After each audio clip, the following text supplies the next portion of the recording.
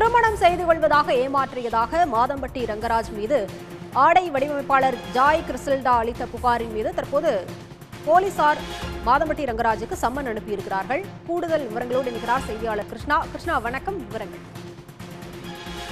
நிச்சயமாக மாதம்பட்டி ரங்கராஜ் பிரபல சமையல் கலை கலைஞராகவும் அதே நேரத்தில் மெகந்தி சர்க்கஸ் என்ற படத்தின் மூலம் நடிகராகவும் பிரபலமாகி இருக்கிறார்.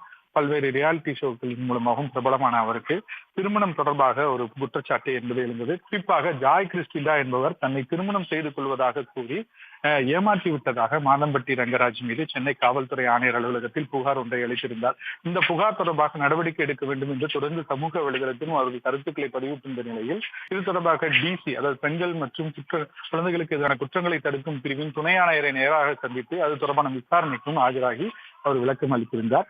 இந்த நிலையில்தான் ஏற்கனவே அவர் கொடுத்த புகார் என்பது அவர் வங்கிக்கும் வீட்டின் உட்பட்ட நீலாங்கரை காவல் நிலையத்திற்கு சென்றதை அடுத்து நீலாங்கரை காவல் நிலையத்தில் அங்கே விசாரணைக்கு எடுத்துக் கொள்ளப்பட்டிருக்கிறது. குறிப்பாக ஜாய் கிறிஸ்டில்டா அளித்த புகாரின் அடிப்படையில் மாதம்பட்டி ரங்கராஜ் வரும் 26ஆம் தேதிக்குள் ஆஜராக வேண்டும் என்று அந்த நோட்டீஸ் என்பது அவருக்கு அனுப்பப்பட்டிருக்கிறது.